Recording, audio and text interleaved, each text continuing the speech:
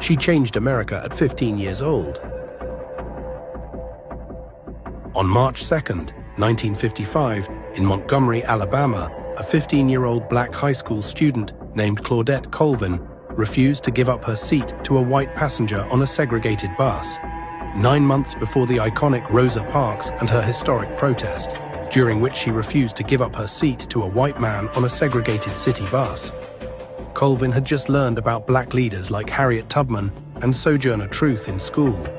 When the bus driver ordered her to move, something inside her snapped. She stayed seated, saying it was her constitutional right. The police were called, and she was forcibly removed, handcuffed, and arrested. She was charged with violating segregation laws, disturbing the peace, and assaulting a police officer.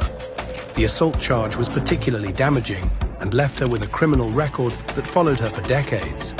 Despite her bravery, civil rights leaders at the time didn't use Colvin's case as a rallying point, partly because she was so young and later became pregnant out of wedlock, which they feared would weaken public support.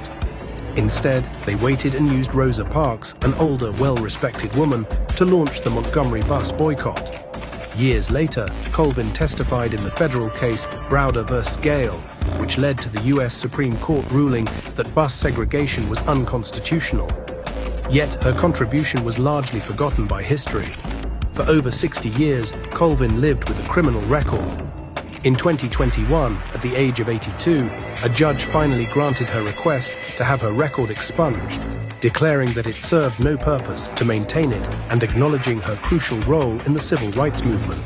Claudette Colvin's story has been told in several award-winning books, most notably Claudette Colvin, Twice Toward Justice by Philip Hoos, published in 2009, which won the National Book Award and received Newbery and Cyber honors. She later co-authored Claudette Colvin, I Want Freedom Now, in 2024, and inspired many graphic novels, one of which was published in 2023, called Claudette Colvin Refuses to Move, both aimed at educating young readers about her civil rights impact. As of 2025, Claudette Colvin is alive at 85 years old and resides in Texas. After retiring in 2004 from a 35-year career as a nurse's aide in New York City, she has remained active in preserving her legacy and sharing her story. Claudette Colvin didn't just beat the system, she helped change it.